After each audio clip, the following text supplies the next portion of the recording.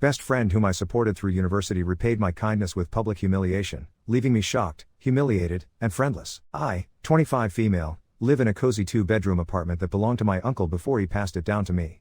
During university, I became close friends with someone I'll call Mary, 27F. Mary came from what seemed like an incredibly difficult background. The details were heartbreaking and too extensive to share here. I made it clear to her that no matter what happened, she could count on me for anything she needed. After graduation, I invited Mary to move in with me without paying rent.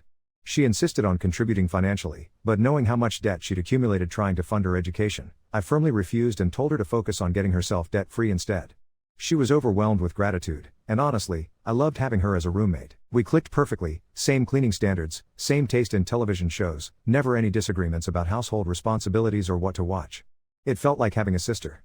Last night, we celebrated at an upscale restaurant in London because Mary had achieved something incredible. She'd finally eliminated her last bit of debt, landed an incredible promotion at work, and passed her driving test all within the same month. Such remarkable accomplishments deserved recognition, so we decided to splurge on a proper celebration. Our group included Mary, myself, 4 of her work colleagues, and 2 friends from our university days. Everything was going wonderfully until I presented Mary with a heartfelt card expressing how amazing she is and how fortunate I feel to have her as my closest friend. Inside, I'd included a substantial amount of cash to help her buy her first car. She broke down in tears, thanking me repeatedly as we embraced for what felt like forever. When she finally pulled back, I told her how incredibly proud I was of her for conquering life's challenges, achieving such success, and proving that her father's terrible behavior couldn't define her future. After watching her struggle through university, counting every penny, working awful jobs just to survive, seeing her thriving in her dream career as such an accomplished woman genuinely inspired me. Her expression shifted completely. She looked angry and said, "Please don't do that. You know I hate when you do that." This caught me completely off guard. She had never, not once, expressed anything like this to me before. I immediately apologized, explaining that I had no idea my words would upset her since that was never my intention. She just scoffed and rolled her eyes dismissively. When I glanced around the table, her colleagues were all shaking their heads at me with obvious disapproval. I felt mortified and wanted to disappear entirely. The embarrassment was crushing, and I was devastated that I'd somehow hurt Mary. Mary completely ignored me for the remainder of the evening, acting as if I didn't exist. When we prepared to leave, her colleagues wouldn't even acknowledge my presence. I attempted to apologize again as she headed to her room, but she brushed me off, saying she was exhausted and we'd discuss it in the morning. I'm terrified she'll decide to move out or cut me out of her life completely. I've been replaying every interaction we've ever had, trying to identify if I've crossed similar lines before, but she never gave any indication that my supportive words bothered her. All her colleagues have been messaging me, calling me horrible for what I said and accusing me of belittling her, but I swear I never meant anything I said in that way. Update 1. What happened next unfolded so rapidly that I barely had time to process it all. Everything I'm about to share occurred within a single day, and I documented it as events happened because I was so overwhelmed. Update 2. This morning, I approached Mary to apologize again. She looked genuinely confused and asked, "Why are you apologizing?" I reminded her about the previous night and her obvious anger. She actually laughed and said, "It doesn't matter, don't worry about it," then continued preparing breakfast as if nothing had happened. I pressed further, asking if I'd overstepped boundaries, if the money was inappropriate, or if I'd made her feel diminished in some way. She simply said, "Nope. We're fine. It doesn't matter, I think everyone just misinterpreted the situation, and you're taking it too personally." I'm more confused than ever. When I mentioned her friends' messages calling me terrible and claiming I was belittling her, she just shrugged and said they probably misunderstood and she'd clarify things with them. I'm completely drained. I didn't sleep at all because I was convinced she despised me, that I'd caused her pain and she'd never speak to me again. But now she's acting completely normal, chatting with me as if last night never occurred, while I'm still reeling from confusion. After reading so many comments saying I was wrong, I thought I'd truly crossed a serious line. Yet she seems completely unfazed. She appeared so upset last night, ignored me entirely, and her coworkers treated me like a criminal, but apparently everything's fine now? I'm exhausted and going to rest, but this still feels unresolved. I plan to have a proper conversation with her when she returns from work today because her reaction still deeply troubles me. Update 3. Someone suggested that my friends might have said something to Mary's colleagues that turned them against me. I spoke with both of my university friends when they visited this afternoon, and they both denied any such conversation. The friend I'd spoken to earlier, let's call her Claire, offered to contact one of Mary's coworkers she knew slightly to help clear things up. We'll call the colleague Jane. When Jane arrived at our flat, she looked absolutely furious. I nearly wanted to hide behind the kitchen counter from her withering glare. We all sat down, and I explained that I'd discussed last night with Mary, who seemed fine, but I remained confused about everything. Jane laughed coldly and said, "Oh, don't try that nonsense with me. You can't just pretend now that you've been exposed publicly." The 3 of us stared at her in bewilderment. Claire asked what she meant, and Jane declared that she knew how I really treated Mary. We asked her to elaborate, and she stood up and launched into a furious tirade about how I apparently regularly abuse and belittle Mary, then intimidate her into silence while putting on a fake smile for others. I didn't know whether to laugh or cry at this absurd accusation. She then showed me text messages between herself and Mary, where Mary had written in distress about being locked in her room, because I was having a breakdown about her making work friends, something that never happened. Claire and my other friend examined the messages too, and I had to stop reading because they described how Mary was supposedly afraid of me, claiming I'd trapped her in the apartment and was extorting rent money from her. I felt completely numb and hollow inside. Eventually, Claire reached messages where Mary claimed I'd cancelled her 21st birthday during university and forbidden her from going out. The problem? Claire and my other friend had attended Mary's 21st birthday party, a Great Gatsby-themed celebration I'd spent over £500 organizing because Mary had always dreamed of that theme. We went through numerous accusations in the messages and realized Mary had been spreading elaborate lies to all her colleagues about me being abusive and her being unable to move out because I was charging her excessive rent. This revelation absolutely shattered me. Mary had been like a sister to me throughout university, and I couldn't comprehend why she'd fabricate such horrible stories. After Claire and my friend systematically addressed each accusation with Jane, and I showed my bank records proving Mary never pays me rent, only her share of utilities, Jane began to calm down and shared our confusion. She explained that Mary had told all her colleagues this narrative, and they were angry because Mary claimed I used manipulation tactics where I pretended to support her publicly but used her past against her privately. They believed everything I'd said at dinner was intended as backhanded compliments. I can't even articulate the depth of hurt and betrayal I feel knowing she spread these lies about me. For what purpose? What could she possibly gain? I could never harm her, yet she told everyone at work that I isolate her from the world? Claire had to calm me down as I couldn't stop crying. It was quite embarrassing, but I was completely overwhelmed. Now I'm more composed, still angry but no longer crying. I don't even want to look at Mary again. My friends advised against hasty decisions, and even Claire expressed disgust at Mary's lies when everyone knows they're false. I don't care about clearing my name with her colleagues anymore. I just want to understand why Mary said these things about me. Jane became very quiet by the end of our discussion and left without saying much, so I'm unsure what she thinks of me now. My two friends are staying with me until Mary comes home. We all have serious questions that need answers. Update 4. When Mary arrived home and saw the three of us watching television, she got excited and offered to make popcorn. Claire took charge and told her to sit down. Mary looked puzzled but complied. Claire handled everything because I could barely look at Mary, let alone speak to her. Claire explained that Jane had visited and accused me of being abusive and manipulative, then asked why Mary had said those things. Mary acted confused and claimed it must be a miscommunication, that Jane sometimes twists things and must have misunderstood something she'd said. Claire then brought up the text messages and began listing each incident where Mary had portrayed me as awful to Jane. Mary went silent, then tried claiming it was a work joke, but Claire wasn't accepting that explanation. She pressed harder about everything until Mary finally broke down. Mary started crying and insisted she never meant any of it, that it was stupid and shouldn't matter, that she loved me completely, and it was just a ridiculous story that got out of hand. She began begging for my forgiveness, but I was exhausted and still am.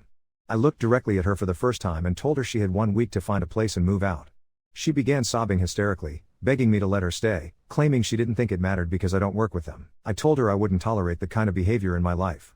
Then I asked, do you just fabricate lies about everyone in your life? Is any of it real? She went completely silent at that point. I didn't want to believe it, but the lies she'd created about me abusing her made me question everything she'd ever told me during university, about her father beating her mother, about being homeless from age 16 until her parents divorced. I demanded she call her mother, and she panicked, begging me not to. Claire realized where I was heading with this and asked if everything we'd been told about her father was true. Mary cracked and admitted she may have embellished a few things. I was absolutely furious. Who creates such twisted lies, and for what benefit? I can't describe everything that followed because it devolved into a screaming match between all four of us as we discovered that Mary's entire tragic life story had been nothing but fiction designed to gain sympathy. Her parents are divorced, but there was no abuse, they simply fell out of love and separated. I had to call her mother myself later to get the truth. I'd never spoken to her mother about anything before because Mary had warned me against it, claiming her mother was sensitive and didn't want to discuss it. It turns out my best friend is a master manipulator and probably always has been. I'm so tired and exhausted from this nightmare. I came seeking advice to repair what I thought was my mistake with a trusted friend, but discovered that the past 7 years have been built on lies. I'm done with Mary and everything. I don't want to see her again. I know she can afford her own place, so I don't feel guilty about asking her to leave. I don't care what she does now, I just want her gone. I think I'm going to start therapy after all this. It's not a happy ending, but it's my only conclusion. Update 5. I never expected to add more to this story, but the response has been overwhelming.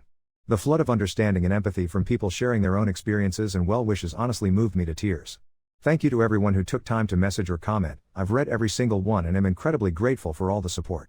I didn't plan to update further, but since there's been such response, I can provide closure on how everything fully resolved. I avoided this platform after my last update because I needed time to process what had happened, and having the place to myself was strange at first but ultimately necessary for healing. Mary moved out the Saturday following the confrontation. She spent the days after our argument moping around the flat, wanting to talk, but I refused and told her I needed space. Her mother came that weekend to help pack her things since Mary was moving back home. Her mother answered many questions I'd had. The story I'd believed for 7 years, that Mary's father was abusive, that her mother loved him too much to leave, that Mary became homeless at 14 sleeping under train station benches to escape him, only returning when her mother finally divorced him, was completely fabricated. Not only was Mary never homeless, but her father was never abusive and loved both her and her mother deeply. The reason I never saw him was because he'd moved to Australia for career opportunities, which was the real reason for the divorce. He loved his family but wanted professional success more, so he left. Her mother told me he constantly invited Mary to visit during holidays, but Mary never went because she hates flying. The day she moved out, I stayed in my room hiding, but she knocked before leaving. I answered because despite everything, she had been my closest friend for so long that letting her disappear without saying goodbye felt wrong. She offered to return the money I'd given her for a car, but I said no and suggested she use it for therapy instead. She cried extensively and tried to hug me, but I kept my distance. I told her this would be the final time we'd ever see or speak to each other. I couldn't be around her anymore knowing what she'd done. She left sobbing, and when she was gone, my small flat suddenly felt enormous. Adjusting to being alone here has been difficult. For the first week, I still expected to see her in the kitchen every morning or on the sofa when I came home. It was deeply unsettling. I had my first therapy appointment last week, and it went well. I hadn't been to therapy since school, so I was nervous initially, but my therapist is wonderful and helped me understand that Mary's lies were her own creation and had nothing to do with me. Many people suggested she might be a compulsive liar or narcissist, and my therapist seemed to agree with that assessment. In another revelation, I met Jane for coffee at her request to clear up details. She told me she'd been wondering why Mary would target me in her abuse story and started asking office colleagues about things Mary had said about me previously. One colleague that stood out was a painter, they work in art restoration and distribution, who used his art to process his traumatic history with his abusive stepmother. Apparently, Mary had developed feelings for him and first shared her abuse story to create a connection with him. She'd mentioned finding him attractive before, but I never imagined she'd go to such lengths to bond with him. He was furious when he learned the truth and no longer speaks to her. Jane said most people don't now. They're all worried she might fabricate stories about them and cause workplace trouble, so they're keeping their distance. I felt somewhat bad hearing this because I know Mary is having a miserable time after our friend group also cut her off. Jane apologized to me, but I told her she had nothing to apologize for. This was all Mary's doing, and Jane was only trying to protect what she believed was an abused friend. We parted on good terms, though we don't have much in common, so I doubt we'll become friends. Claire stayed with me for a while, which helped with the loneliness. It's difficult being alone after having someone practically attached to you for so long. Update 6. I wasn't planning to write another update, but something happened yesterday that completely blindsided me and I'm still processing it all. I need to get this down somewhere because I feel like I'm losing my mind. So it's been about 3 weeks since Mary moved out, and I've been slowly getting used to living alone again. The therapy sessions have been helping, and I was finally starting to feel like myself again. Yesterday morning, I was getting ready for work when I heard a knock at my door. I thought it might be a delivery, but when I opened it, there stood David, Mary's ex-boyfriend from university who I hadn't seen in over 2 years. He looked absolutely terrible. Unshaven, dark circles under his eyes, like he hadn't slept in days. He asked if he could come in and talk to me about Mary, and honestly, I almost said no. But something about how desperate he looked made me let him in. What he told me next made my blood run cold. David said he'd been trying to reach Mary for weeks because his current girlfriend Emma had been receiving anonymous messages about him, messages claiming he was abusive, that he'd hit previous girlfriends, that he was dangerous. Emma had started pulling away from him, and he was going crazy trying to figure out who was doing this to him. Then last week, Emma showed him a photo that had been sent to her anonymously. It was a picture of David and Mary together from university, and the message claimed Mary was one of his victims who was too scared to come forward. David said he immediately knew it had to be Mary. He remembered how she'd always been dramatic about their relationship, claiming he was emotionally abusive when they'd break up, only to beg him to take her back days later. He'd always thought she was just being overly emotional, but now he was wondering if this was a pattern. The worst part? David said he'd heard through mutual friends that Mary had moved back in with her parents, and apparently she'd been telling people there that I'd kicked her out because I was jealous of her success and couldn't handle her growing beyond me. She'd been painting herself as the victim again, claiming I'd become possessive and controlling. I felt sick. Even after everything, even after being caught in such massive lies, she was still doing it. Still twisting reality to make herself look like the victim. But then David told me something that made my stomach drop completely. He said Emma had received a message just 2 days ago claiming that Mary wasn't the only one, that there were other girls who'd been hurt by David, and that one of them lived in London and worked in marketing. The message mentioned my name and my company. I stared at him in absolute horror. Mary was now involving me in her lies about him, trying to destroy his relationship by claiming I was also one of his victims. The manipulation was getting worse, not better. David begged me to help him.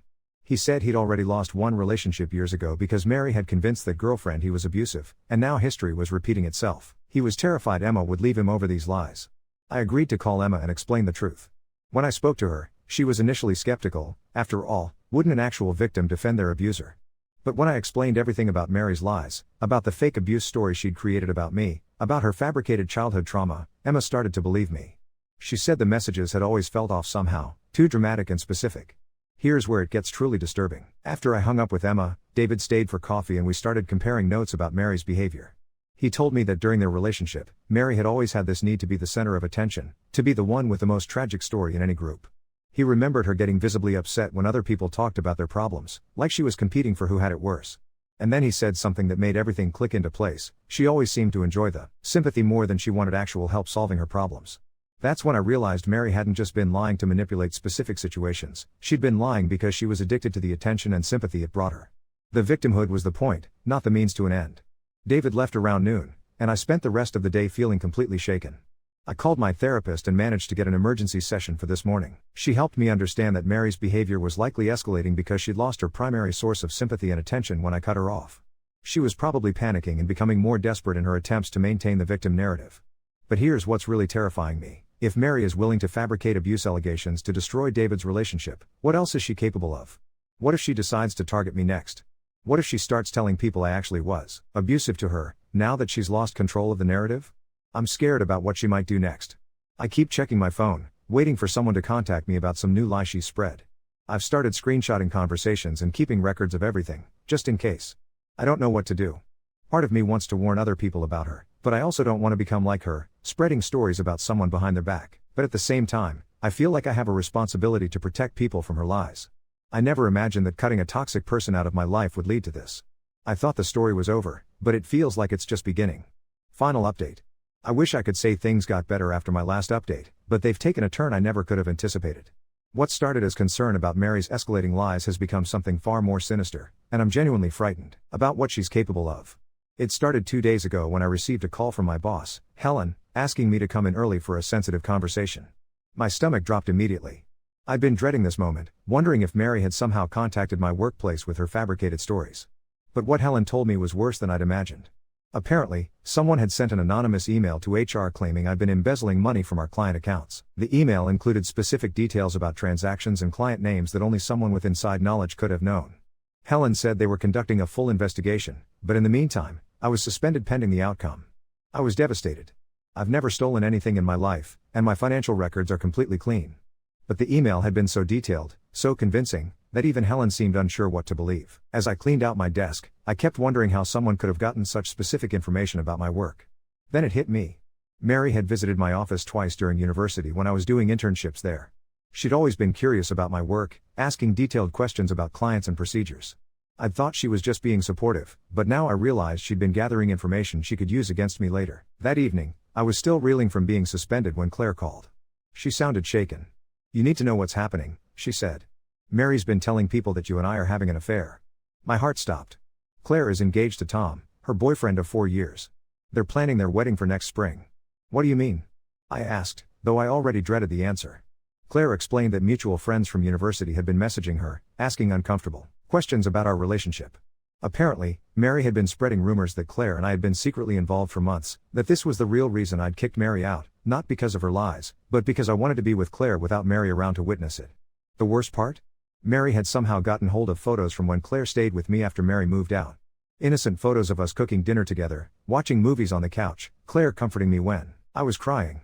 But Mary had been sending these photos to people with captions that made our friendship look like a secret romantic relationship. Tom had seen the photos and was furious. He was demanding explanations from Claire, threatening to call off the engagement if she didn't stop lying to him about us. Claire was in tears, begging me to help her figure out how to fix this. I felt sick. Mary wasn't just destroying my career, she was destroying my friendships and other people's relationships. This wasn't just about getting sympathy anymore. This was revenge. The next morning, I woke up to find my car had been vandalized. Someone had keyed Liar into the paint and slashed 2 of my tires. I called the police, but there were no witnesses and no security cameras in my area. The officer who took my report seemed skeptical when I mentioned my suspicions about Mary, especially since I had no proof. But then something happened that changed everything. David called me that afternoon, his voice urgent. "Emma broke up with me," he said. "But that's not why I'm calling. She showed me something before she left that you need to see." We met at a coffee shop, and David handed me his phone. On the screen was a Facebook account I didn't recognize, a fake profile with a generic stock photo. But the name made my blood run cold, Sarah's Truth. The profile had been created just days ago, and it was dedicated entirely to exposing me. Post after post detailed supposed incidents of my abusive behavior toward Mary. Photos of Mary looking sad or upset, probably taken out of context, with lengthy captions describing how I'd supposedly caused her emotional trauma. The posts were written in Mary's voice, claiming she'd finally found the courage to speak out about the years of psychological abuse she'd endured living with me.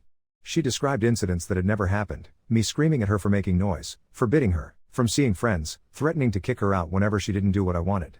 But the worst post was the most recent one. It was a photo of Claire and me from university, with a caption claiming that I'd been manipulating her best friend behind her back and that this affair was what had finally given Mary the strength to escape my control. David scrolled through the comments, and I saw dozens of people I didn't recognize expressing sympathy for Sarah and anger toward me. Mary had been building a fake support network, creating an entire online narrative where she was the victim and I was the villain. "There's more," David said grimly. He showed me that the fake profile had been sharing my personal information, my full name, where I worked, even my address. The comments were filled with people saying they hoped I'd get what I deserved and that someone should teach me a lesson. I realized with horror that Mary wasn't just spreading lies anymore. She was actively trying to destroy my life, piece by piece. The anonymous email to my work, the vandalism, the fake social media profile, it was all part of a calculated campaign to ruin me. That night, I barely slept. I kept thinking about Mary's reaction when I'd asked her to leave, how she'd seemed more angry than remorseful. I'd thought she was just embarrassed about being caught. But now I realized she'd been planning this revenge from the moment she walked out my door. The next morning, I called the police again and showed them the fake Facebook profile. This time, the officer took me more seriously. He said what Mary was doing could constitute harassment and defamation, and that I should document everything and consider getting a restraining order. But as I sat in the police station, I couldn't help but wonder, if Mary was capable of this level of manipulation and vindictiveness, what else was she planning? And how far would she go to destroy the life I'd built? I'm scared to leave my apartment, scared to check my phone, scared of what lie she'll spread next. The person I thought I knew for 7 years never existed. The real Mary is someone I don't recognize at all, someone who seems to enjoy causing pain and chaos in other people's lives. I don't know how this ends, but I'm starting to realize that cutting Mary out of my life wasn't the end of our story. It was just the beginning of something much darker.